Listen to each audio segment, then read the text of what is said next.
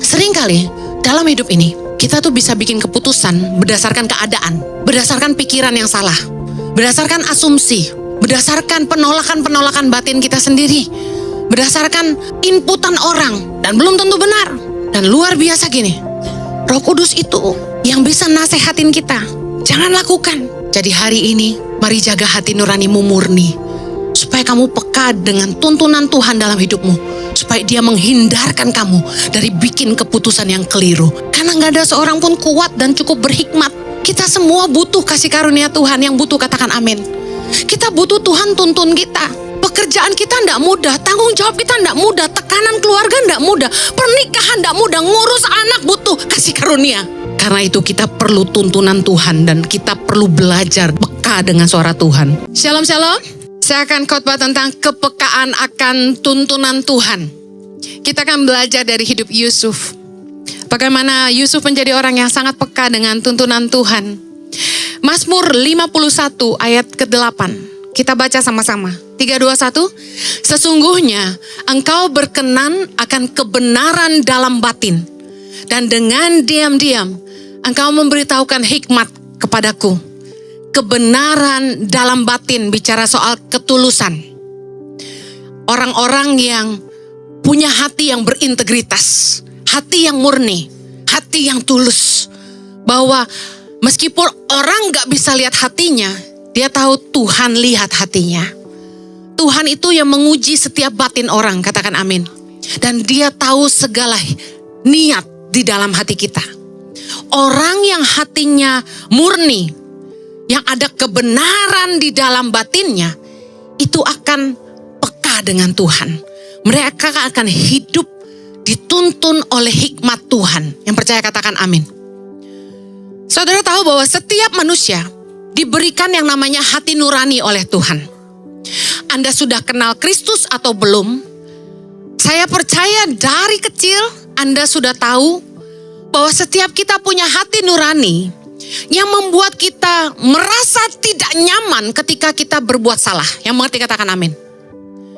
Hati nurani yang murni akan menjadi kompas bagi kita.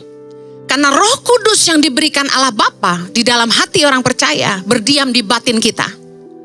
Dan hati nurani yang murni merupakan kompas yang akan menuntun hidup kita. Saya kasih contoh. Kita bisa merasakan damai sejahtera dan tidak damai sejahtera. Kita akan merasakan tidak damai sejahtera ketika kita tuh berhubungan dengan orang yang salah. Kita punya pergaulan yang tidak sehat. Kita punya orang-orang yang dekat dengan kita itu toksik, membawa pengaruh yang buruk. Saya yakin Roh Kudus dalam batinmu akan membuat engkau tidak damai sejahtera. Yang pernah ngalamin itu angkat tangan. Oke, that's good, beberapa. Anda akan merasa tidak damai sejahtera ketika Anda berada di tempat yang tidak tepat bagi Anda. Satu kali ada leader ICI yang sempat kecewa dengan teman-teman pelayanan. Lalu dia diajak ke gereja lain. Padahal dia leader di gereja ICI. Nah, waktu dia pergi ke gereja lain itu, Roh Kudus menemplak batinnya. Ketika pendetanya khotbah, pendetanya malah menyadarkan dia lewat khotbahnya, tentu tanpa disadari oleh pendeta itu, untuk dia kembali ke rumahnya, yaitu di ICI. Ketika Anda berada di tempat yang jadi rumah bagi Anda bisa merasakan, this is my home. Ini rumah saya. Pernah Anda keluar kota terus Anda pulang ke rumah Anda, saya kasih tahu, biar hotel bintang 7, tetap home sweet home. Yang setuju katakan amin. Biarpun hotel mau semewah apa, pulang ke rumah sendiri itu lebih enak. You feel home. Roh Kudus akan membuat kita ngerasa gak nyaman ketika kita berada di tempat yang enggak nih, gue salah nih, kayaknya gue gak harus ada di sini. Pernah ya? Satu lagi, Roh Kudus tuh akan ngasih rasa gak damai sejahtera ketika kita mulai ambil keputusan yang salah. Kita kayak langsung disadarin, wah gue salah nih. Gue salah nih. Saya tuh bersyukur loh, Tuhan tuh sangat baik. Katakan Tuhan baik. Bayangin ya, orang udah kenal Yesus ataupun belum, semua manusia diberi hati nurani. Itu keadilan Tuhan bukan? Karena terlepas dari orang sudah kenal Yesus atau belum, Tuhan itu punya satu kerinduan, punya hubungan sama manusia. Supaya dia bisa kasih tahu kita yang dia mau. Dulu waktu kita belum kenal Tuhan, kita nyolong duit mama buat jajan, kita rasa salah. Kita mukul temen, kita bisa rasa salah. Kalau sampai gak rasa salah, berarti ada masalah dengan batin Anda. Mazmur 119 ayat 105. Kita baca sama-sama. Firman-Mu itu pelita bagi kakiku dan terang bagi jalanku. Firman Tuhan dikatakan adalah pelita bagi kakiku. Zaman dulu bahasa Yahudi itu sepatunya kayak Aladin. Ujungnya ada tempat untuk pelita, untuk lilin gitu. Untuk mereka berjalan, itu mereka cuma bisa lihat lampu sejauh kaki mereka. Makanya firman Tuhan berkata, firman-Mu pelita bagi kakiku dan terang bagi jalanku. Kita cuma bisa lihat sejauh pelita itu menyala. Dan Roh Kudus dalam batin kita selalu mengajar kita segala sesuatu. Ngingetin kita firman Tuhan. Di saat kita bikin salah, Roh Kudus gak pernah lelah menerangi mata hati kita. Supaya kita sadar, kamu udah salah jalan. Kamu salah jalan. Dan saya mau katakan gini, di dalam hidup kita, di dunia ini, yang penuh dengan godaan, cobaan, kejahatan, nafsu duniawi, keinginan duniawi, kita sangat membutuhkan kepekaan. Supaya kita mengenali tuntunan Tuhan dalam hidup kita. Yang mau katakan amin. Mari kita belajar yang pertama. Tuntunan Tuhan akan meluputkan kita dari mengambil keputusan yang keliru. Yusuf dikatakan firman Tuhan dalam Matius 1 ayat 19a bahwa dia adalah seorang yang tulus hatinya. Karena hatinya tulus, hatinya murni, bersih. Yusuf tuh peka akan pimpinan suara Tuhan. Ketika Yusuf berniat menceraikan Maria tunangannya diam-diam karena tidak mau mencemarkan namanya, Tuhan menginterupsi keputusan Yusuf yang salah. Niatnya yang salah diinterupsi sama Tuhan. Saya kasih tahu, dalam hidup ini kita perlu Tuhan interupsi. Kita perlu pagar interupsi Roh Kudus dalam hidup kita. Ketika kita hampir bikin keputusan yang salah, tiba-tiba Tuhan cegah, Tuhan interupsi. Entah kita yang gak jadi atau orang lain yang gak jadi. Pernah ngalamin itu? Di dalam Matius 1 ayat 20, lihat bagaimana Tuhan membatalkan niat Yusuf yang salah. Tetapi ketika ia mempertimbangkan maksud itu, yaitu menceraikan Maria diam-diam, malaikat Tuhan nampak kepadanya dalam mimpi dan berkata, Yusuf anak Daud, janganlah engkau takut mengambil Maria sebagai istrimu, sebab anak yang di dalam kandungannya adalah dari Roh Kudus. Ia akan melahirkan anak laki-laki, dan engkau akan menamakan dia Yesus, karena dialah yang akan menyelamatkan umatnya dari dosa mereka. Hal itu terjadi supaya genaplah yang difirmankan Tuhan oleh Nabi. Sungguh-sungguhnya anak darah itu akan mengandung dan melahirkan seorang anak laki-laki, dan mereka akan menamakan dia Immanuel, yang berarti Allah menyertai kita. Ketika Yusuf hampir saja sudah berniat menceraikan Maria diam-diam, Tuhan interupsi. Dia dapat mimpi karena Tuhan bicara lewat banyak hal, salah satunya lewat mimpi. Malaikat mengingatkan dia untuk tidak menceraikan Maria. Saya kasih tahu, kalau Yusuf hatinya tidak murni, dia tidak akan peka. Justru itu dalam hidup kita perlu punya hati yang nurani, yang murni. Hati nurani yang bersih. Makanya firman Tuhan berkata, Amsal 4 ayat 23, jagalah hatimu dengan segala kewaspadaan. Karena dari situlah terpancar kehidupan. Ada roh Allah yang berdiam di situ, yang akan terus menuntun hidup kita dari hari ke hari. Kalau hatimu murni, Tuhan gampang bicara sama kamu. Nah, seringkali dalam hidup ini, kita tuh bisa bikin keputusan berdasarkan keadaan, berdasarkan pikiran yang salah, berdasarkan asumsi, berdasarkan penolakan-penolakan batin kita sendiri, berdasarkan inputan orang, dan belum tentu benar. Dan luar biasa gini, Roh Kudus itu yang bisa nasehatin kita, jangan lakukan. Saya pernah satu kali, ketika masih pacaran sama suami saya, kami sempat putus waktu SMA sekali, waktu mau nikah putus lagi sekali.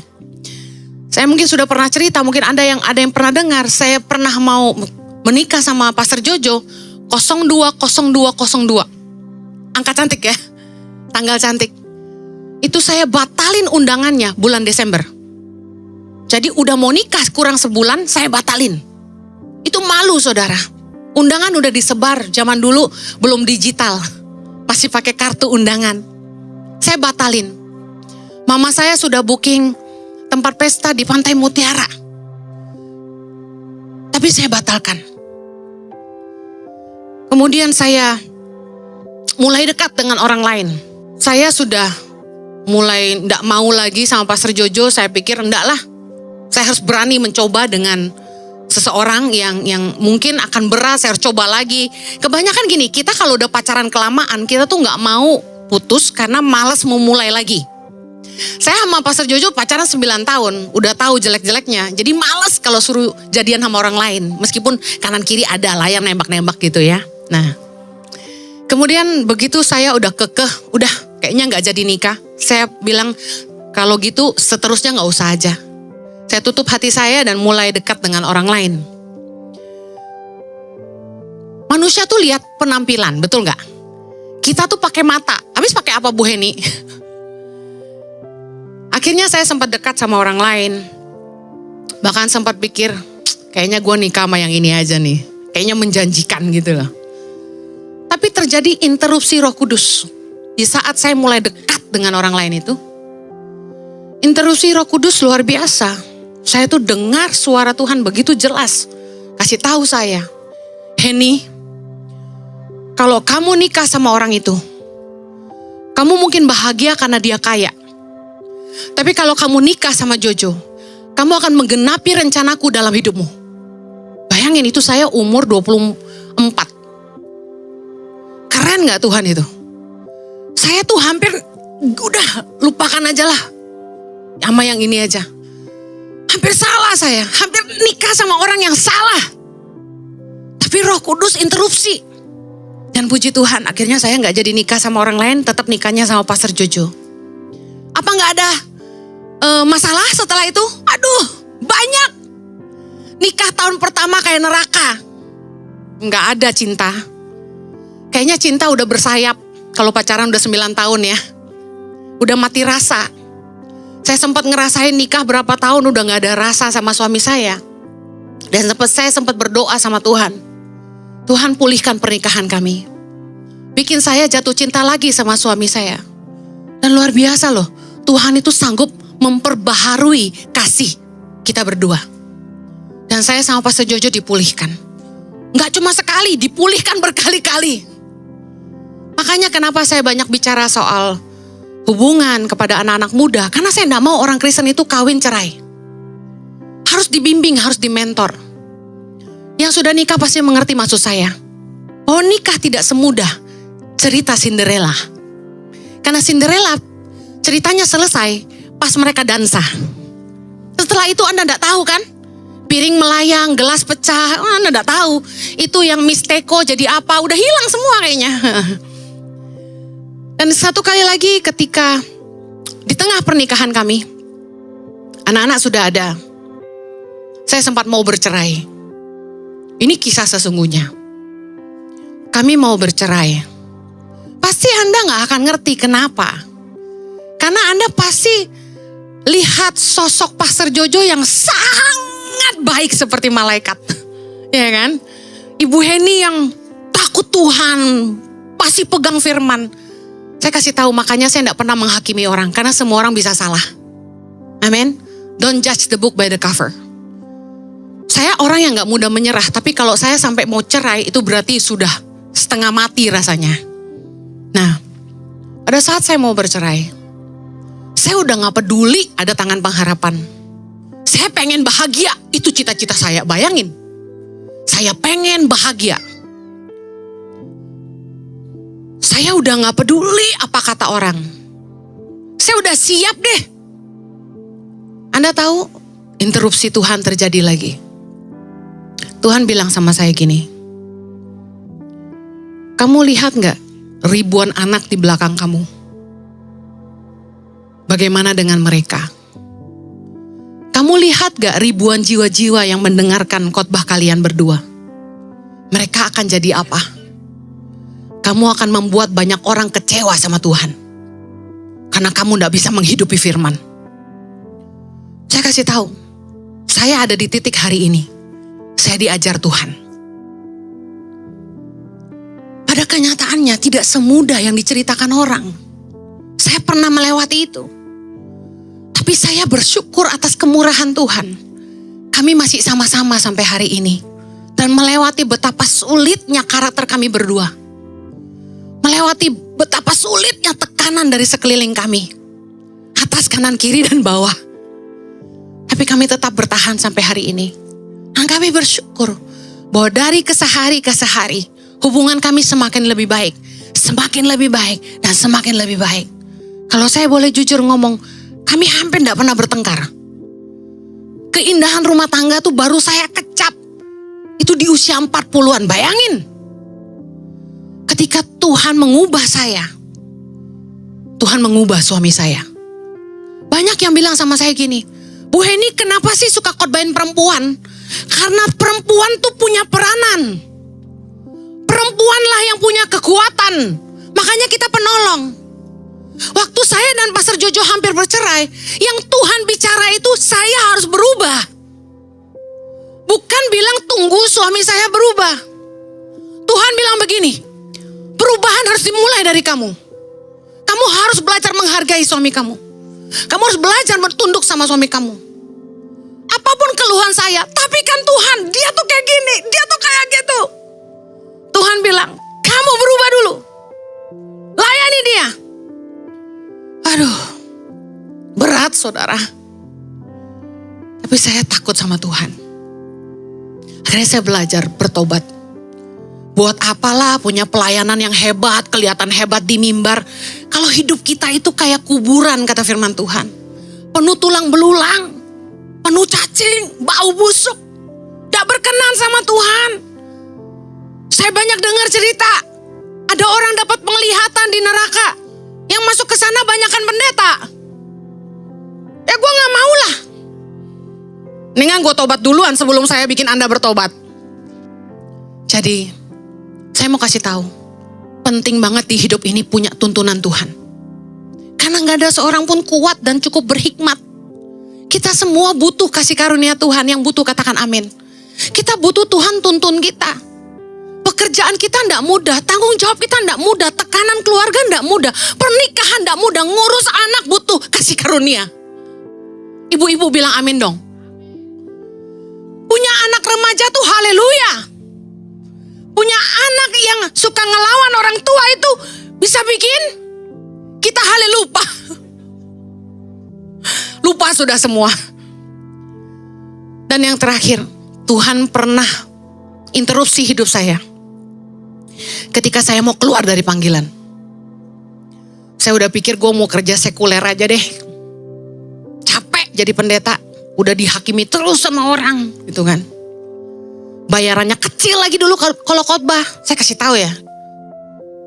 Profesionalisme di luar sana lebih menghargai daripada pelayanan di dalam gereja.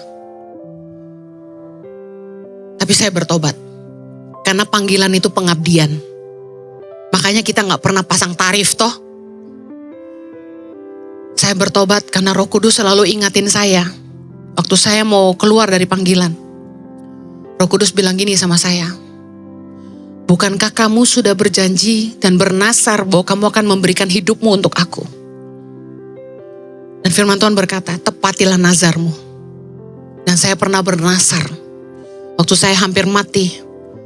Tahun 2008 waktu Axel lahir, saya pendarahan hebat, Saya janji sama Tuhan bahwa kalau Tuhan kasih kesempatan saya hidup, saya hanya mau hidup untuk Tuhan. Jadi hari ini hidup saya bukan milik saya, tapi milik Dia. Saya cuma hamba yang hanya mau melakukan apa yang Tuhan suruh saya. Bukan tentang apa yang saya mau, bukan tentang saya. Semua hanya bagi Dia. Amin. Mari jaga hati nuranimu murni, supaya kamu peka dengan tuntunan Tuhan dalam hidupmu. Supaya Dia menghindarkan kamu dari bikin keputusan yang keliru. Yang mau katakan amin. Yang kedua, tuntunan Tuhan akan meluputkan kita dari bahaya dan niat jahat orang. Anda ingat dalam kisah ketika bayi Yesus terancam dibunuh oleh Raja Herodes? Dalam Matius 2 ayat 13 kita baca sama-sama. Setelah orang-orang Majus itu berangkat, nampaklah malaikat Tuhan kepada Yusuf dalam mimpi dan berkata, bangunlah, ambillah anak itu serta ibunya, larilah ke Mesir dan tinggallah di sana sampai aku berfirman kepadamu, karena Herodes akan mencari anak itu untuk membunuh dia. Bayangkan kalau Yusuf tidak peka dengan tuntunan Tuhan, bayi Yesus bisa terbunuh. Saya pernah khotbah yang lalu, kalau Yusuf tidak taat akan ada part 2 penyelamatan dunia. Misi penyelamatan dunia part pertama gagal total karena Yusuf tidak taat. Bayangkan kalau Yusuf tidak peka, bayi Yesus terancam dibunuh. Saya kasih tahu, dalam hidup ini banyak sekali orang-orang di sekitar kita, mungkin partner bisnis kita, mungkin pasangan kita, orang-orang yang sebenarnya nggak tulus mengasihi kita. Bahkan mungkin ada teman-teman yang punya niat jahat sama kita. Karena itu kita perlu tuntunan Tuhan, katakan amin. Ingat, Yesus sudah memperingatkan kita tentang serigala-serigala berbulu domba dalam Matius 7 ayat 15. Yesus berkata, waspadalah terhadap nabi-nabi palsu yang datang kepadamu dengan menyamar seperti domba, tetapi sesungguhnya mereka adalah serigala yang buas. Ingat ya, Yesus sudah kasih pesan. Makanya jangan selalu terpesona sama pendeta. Jangan terpesona sama hamba Tuhan. Matius 7, 21, 23, 3 tipe hamba Tuhan yang bisa saja salah satunya nabi palsu. Dengar baik. Anda sendiri harus peka sama Tuhan. Kalau Anda peka sama Tuhan, Anda tidak perlu kejar-kejar nubuatan. Kita harus menghargai nubuatan, tapi ujilah segala sesuatu, kata firman Tuhan. Karena firman Tuhan mengajarkan banyak nabi-nabi palsu yang bernubuat atas kehendak hatinya sendiri. Jangan selalu percaya kalau ada orang bilang gini, saya dapat penglihatan dari Tuhan bahwa kamu harus pindah ke kota A. Kalau kotanya itu kota besar Bali, Surabaya, mungkin Anda akan bilang, ya Tuhan aku taat. Kalau dia bilang gini, aku melihat Tuhan akan mengirim engkau ke sebuah pulau kecil terpencil di kepulauan Nabire sana, yang tak ada listrik, baru air juga susah. Kamu pindah kah? Bahasa Papua gak bisa ngomong, lu mau tinggal di sana. Saya kasih tahu, kita harus hati-hati, kata Yesus. Ada serigala-serigala yang berbulu domba. Orang-orang yang sebenarnya hatinya jahat kayak serigala, tapi kelihatan baik kayak malaikat. Yesus juga memperingatkan kita bahwa orang-orang tulus akan hidup di tengah-tengah serigala. Matius 10 ayat 16. Lihat, aku mengutus kamu seperti domba ke tengah-tengah serigala.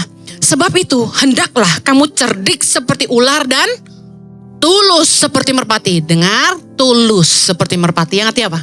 Hatimu harus tulus. Gak boleh ada niat jahat sama orang. Maka Tuhan akan menyelamatkan dan meluputkan kamu. Katakan amin. Hati manusia siapa yang tahu? Tuhan yang tahu. Karena itu kita perlu tuntunan Tuhan dan kita perlu belajar dengan peka dengan suara Tuhan. Tuhan selalu menuntun untuk kita tidak terlibat dengan orang yang salah. Barangkali dalam bisnis, Anda mungkin akan ketemu orang-orang yang membutuhkan uangmu. Lalu mereka ngajak Anda untuk kerjasama. Selalu bawa dalam doa. Jangan pakai kekuatan manusia. Jangan pakai pengalamanmu yang lalu.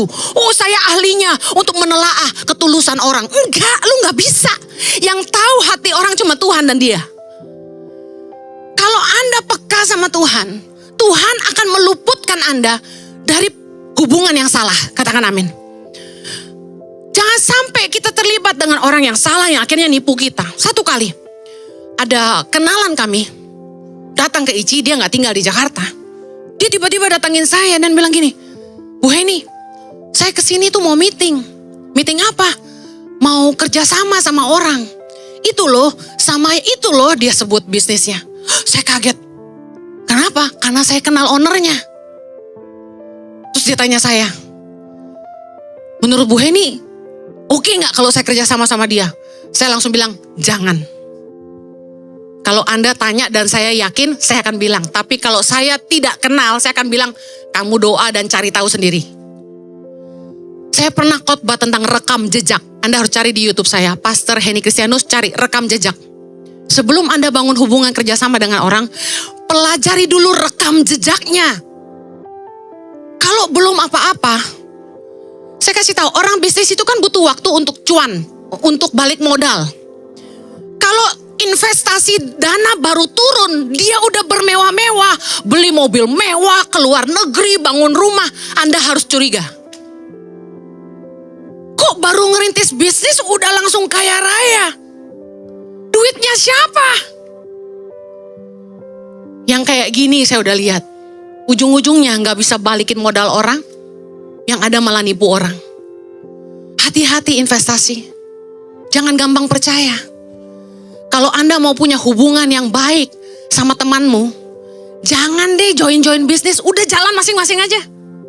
Nanti jadi merusak hubungan. Kecuali Anda benar-benar percaya, saya kasih tahu, orang sedara aja bisa ribut. Makanya hubungan di gereja nih sebagai teman, udah kita jangan pakai duit deh. Nanti yang satu ngelapor ke saya, dia makan duit saya. Yang satu ngelapor, dia yang gak mau kerja. Pusing saya. Mendingan tulus aja hubungan kita. Jangan ada buntutnya. Kayak saya ngelarang pengerja-pengerja, udah jangan saling pinjam duit. Kita jaga ketulusan. Amen. Kecuali Anda yakin, Anda percaya sama orang itu, silakan. Yang terakhir, kepekaan membuat kita mengenali waktunya Tuhan. Matius 2, judul perikopnya kembali ke Mesir. Setelah Herodes mati ayat 19, nampaklah malaikat Tuhan kepada Yusuf dalam mimpi di Mesir. Katanya, bangunlah, ambillah anak itu serta ibunya dan berangkatlah ke tanah Israel. Karena mereka yang hendak membunuh anak itu sudah mati. Lalu Yusuf pun bangunlah, diambilnya anak itu serta ibunya dan pergi ke tanah Israel. Anda lihat, sampai kapan Yusuf dan Maria bersama Yesus harus tinggal di Mesir, Roh Kudus kasih tahu.